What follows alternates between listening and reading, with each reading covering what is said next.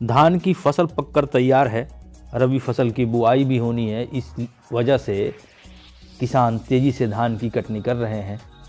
रबी फसल को खेत में लगाने के लिए किसानों को उर्वरक, रासायनिक खादों की आवश्यकता है, इसलिए धान को बेचना भी उनकी मजबूरी है।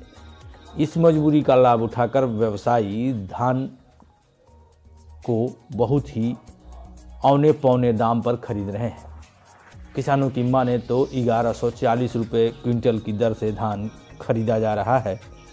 किसान मजबूर हैं, उनके सामने गेहूं की फसल लगाने का समय निकला जा रहा है, लेकिन जिले में समर्थन मूल्य पर धान की अभी खरीद नहीं हुई है। बक्सर खबर ने पिछले 3-4 दिनों तक अभियान चलाया, जिसमें राज्य सरकार द्वारा घोषित धान का समर्थन मूल्य भी जारी हो गया है। जिलाधिकारी अमन समीर ने भी मंगलवार को संवाददाता सम्मेलन बुलाकर धान खरीद के संबंध में विस्तृत जानकारी दी। आप यहाँ प्रेस वार्ता के दौरान हुए विचार विमर्श और जिला प्रशासन द्वारा दी गई जानकारी का पूरा वीडियो देख सकते हैं। आखिर डीएम ने किसानों के हित में क्या कहा, यहाँ पूरा वीडियो आपके लिए हम प्रस्तुत कर रहे हैं। लेके 31 मार्च तक धान खरीदी की अवधि है।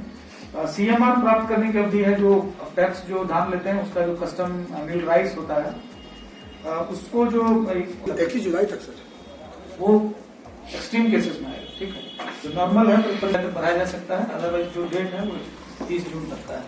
ठीक है, इसमें जो मॉइस्चर जो का है वो अगेन 17% है, जो पिछले बार भी हम लोगों का था, तो उसमें किसी तरह का कोई चेंज नहीं हुआ है। जो मूल्य है उसके संबंध में आपको जानकारी दे दें कि साधारण धान जो है उसका 1868 रुपये प्रति क्विंटल है, और ए ग्रेड जो धान है उसका 1888 रुपये प्रति क्विंटल है।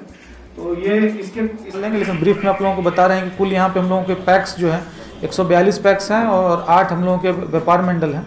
142 पैक्स में से जो है 8 को जो है डिफ़ॉल्ट घोषित किया गया है। कुल हम लोगों के जो क्रय करने लायक रहेंगे 134 रहेंगे और 8 व्यापार मंडल रहेंगे। हालांकि उसकी अभी जांच करा के जिला सहकारिता पदाधिकारी से आएगा, तो आज हम लोग आदेश निर्गत कर रहे हैं और आज ही वो पंचायतवार कितना लक्ष्य होगा, प्रखंडवार कितना लक्ष्य होगा, उसको हम लोग दे रहे हैं। और उसके अकॉर्डिंग जो है जो सीसी लिमिट होता है, क्रेडिट लिमिट जो संबंधित पैक्स को दिया जाता है, वो हम लोग प्रयास कर रहे हैं कि आज शाम तक, क्योंकि आज जो हम लोग डायरेक्ट किए हैं जिला सहकारिता पदाधिकारी, क्योंकि उनका बैठक करके उनके जो बोर्ड होते हैं बैंक का, उसको बैठक करके आज पारित कराएं। और कल से या आज शाम में भी कुछ का हम लोग जो निर्देश दिए हैं, तो आज नहीं हो पाएगा तो कल से हमारा क्रय जो होने का है वो कल से फंक्शनल हम लोगों का हो जाएगा। वो पुट इन प्लेस हम लोग कर रहे हैं।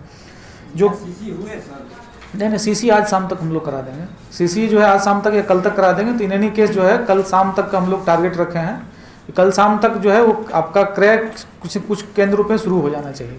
ठीक है,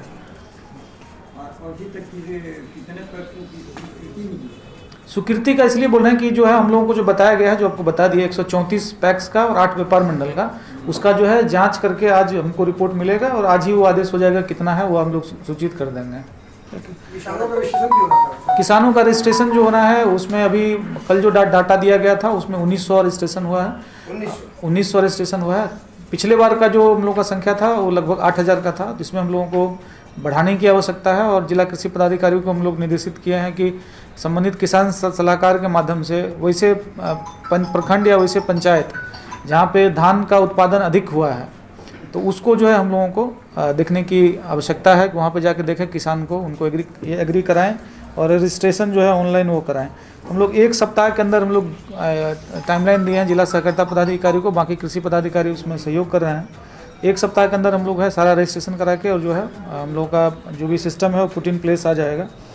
जो पिछले बार का ये है जो गाइडलाइन है वो अभी भी एग्जिस्ट कर रहा है कि कितने अमाउंट में एक किसान कर सकते हैं। तो उसमें रैयत और गैर रैयत जो है, गैर रैयत का अभी भी 75 MT का है, 75 क्विंटल का। क्विंटल है कि MT है? ये क्विंटल है ना, 75 क्विंटल है। और ये जो रैयत है उनका 200 क्विंटल का है। तो ये पिछले बार का जो है उसमें किसी तरह का कोई चेंज नहीं है। इस बार भी जो है किसानों का जो भुगतान है पैक्स के माध्यम से जो होता था कि 48 घंटे का पीरियड है कि भुगतान जो है वो 48 घंटे के अंदर हम लोगों को हो जाना है। विशेष रूप से जो हम लोग इसमें ध्यान दे रहे हैं कि किसी तरह का जो कोई दिक्कत नहीं हो, खास कर जो गैर रैयत है, कोई गैर रैयत बन के जो है सिस्टम को ख़राब नहीं करे, और दूसरा कि कोई ऐसा भी व्यक्ति नहीं हो कि गैर रैयत हो और जेन्युइन हो और वो देना चाहे और वो उनको प्रताड़ित किया जाए। तो दोनों चीज़ों पे हम लोगों की निगरानी है। इसलिए जो है हम लोग आपके माध्यम से बताना भी चाहेंगे कि जितने भी गैर रैयत का आवेदन आएगा उसकी जो जांच है हम लोगों ने डायरेक्ट किया है कि बीसीओ तो करते ही हैं, लेकिन साथ साथ उसका कुछ प्रतिशत का जो सत्यापन होगा, कम से कम 5% का जिला सहकारिता पदाधिकारी स्वयं करेंगे। उसकी जांच के लिए रैंडम रूप से जाके वो करेंगे ताकि वो देख सकें कि कहीं गैर रैयत के बहाने कोई उसको सिस्टम को मिसयूज़ तो नहीं कर रहा है। ये हम लोगों की जो भी प्रक्रिया है, अभी तक जो प्रक्रिया हो रही है उसके अनुसार हम लोग बता दे रहे हैं आपको कि जो पूछ रहे थे कि 1987 किसानों का अब तक रजिस्ट्रेशन हुआ है, जिसमें 1078 किसानों का जो है अधिप्राप्ति स्वीकृत कर चुके हैं। मतलब 1078 जो 1987 बताए उसमें से 1078 का जांच करके स्वीकृत भी हो गया है। मतलब जैसे ही सीसी लिमिट हम लोगों का जैसे ही अप्रूव कर देते हैं तो इन किसानों से हम लोग लेने के लिए एकदम योग्य हो जाएंगे। तो जो बता रहे थे कि कल तक हम लोग शुरू कर सकते हैं, तो इन किसानों का अविलंब हम लोग शुरू कर सकते हैं। जो डिफॉल्ट टैक्स है हम कहाँ देंगे? जो इसलिए बता रहे हैं कि जो हम लोग ये कर रहे हैं, जो 142 हम लोगों का पंचायत है, 142 पैक्स थे, कुछ जो है वो डिफॉल्टर ऑलरेडी हैं, तो उनको जो है संबंधित दूसरे जो पैक्स हैं उनसे हम लोग टैग कर देंगे। तो वो हम लोग टैगिंग जो है आज तो आपको बता रही हैं, एक और कल भी हम लोगों का एक जाएगा प्रेस विज्ञप्ति, जिसमें क्लियर कट रहेगा कि कौन सा, और हम लोग NIC वेबसाइट पर भी हम लोग उसको दे रहे हैं कि किस पंचायत का कहाँ पे जाकर वो पैक्स में वो दे सकते हैं। तो टैगिंग का कोई दिक्कत नहीं है, वो सब हम लोग टैगिंग कर देंगे।